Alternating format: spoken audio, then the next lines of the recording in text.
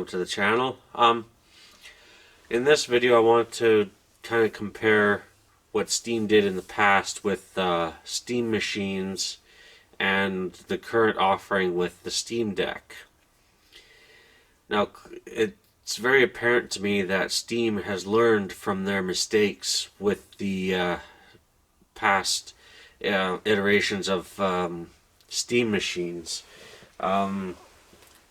I have my iPad here, and I pulled up the Wikipedia page for Steam Machine, and in brackets it says computer. So they're usually made by third-party companies, if I remember correctly, and they offered the Steam OS, and but there were so many SKUs. Like you had the Intel Core i7 4770, or an i5 4570, or an i3. Doesn't say which one. So just based on the CPU, that also affects the price. And also the graphics card was different. The GTX Titan or GTX 780, 760, 660, and came with 3 gigs of GDDR5.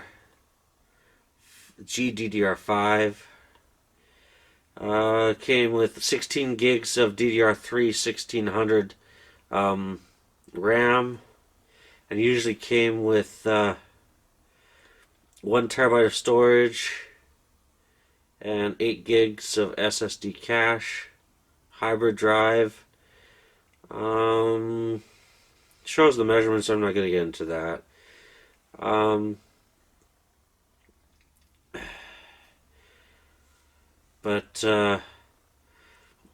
So there were several SKUs, and I think they were made by several other companies and stuff like that. Or maybe I'm wrong. Maybe it was developed by Valve. It was released on November 10th, 2015. And here's the price range.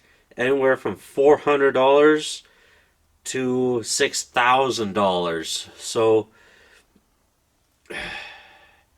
I'm sure there was a lot of consumer confusion on what they were getting. Obviously, if you're into PC gaming already and know a fair bit about computers, you would know what you're getting. But for the average consumer, they may not necessarily know, like, oh, what's this $1,400 Steam machine gonna do versus, say, a $400 Steam machine.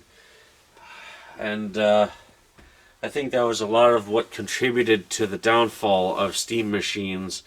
It was kind of a way of trying to bring PC gaming to console enthusiasts and whatnot. But yeah, it was not handled very well.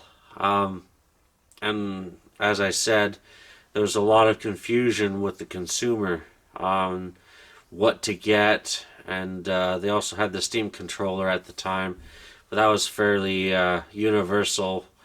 But now with the Steam Deck, it's basically one SKU, but with 3 different options, and the only difference is in the internal storage.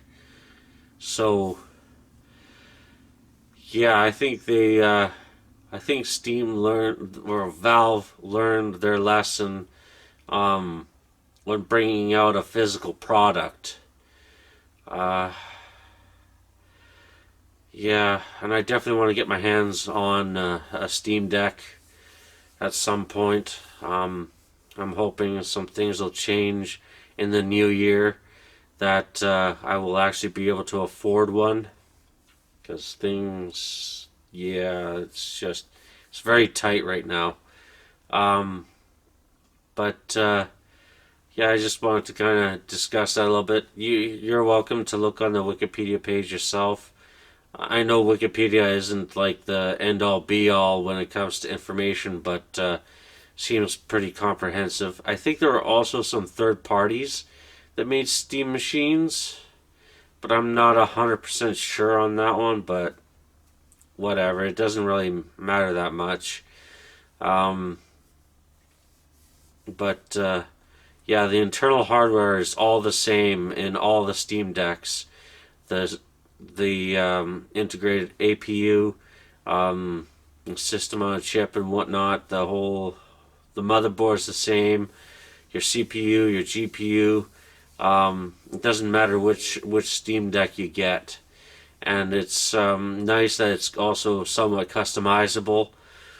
And if you're a tinkerer, um, you're also able to upgrade the internal SSD, which is why I plan on just getting the 64 gig, because I do plan on upgrading it to a 2 terabyte once I'm able to, and then get a 1 terabyte micro SD card for some of my lower powered games that I've got, or rather less demanding games. So yeah, I think that's going to do it for this video. I hope this was informative and a little bit of a history lesson, because that's one thing I've noticed with some of these Steam Deck videos that are out there. They're not mentioning the history of Steam machines. So yeah, I wasn't really into them when they came out. I was a little bit into PC gaming at that time. Well, actually, no, no, I was into PC gaming before, and then my computer died.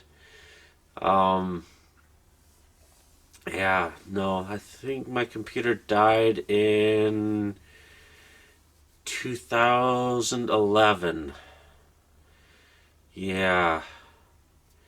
Yeah, I think my computer died in 2011. And I built two computers in 2016, 2017, somewhere around there, and then I never had the space to set them up or anything. And I'm hoping that maybe on Christmas of this year, 2022, I'm hoping to maybe get my PC build done. I do plan on recording it. It will be in 2 or 3 separate videos, because I gotta take one computer apart, put it in a new case, and then do my build. I might do like a basic intro video, explaining what I'm gonna be doing and stuff like that, and kind of showing what's what. And I've got my PC parts behind me. But anyway, that's for another video. So I hope you enjoyed this one, and have a good one.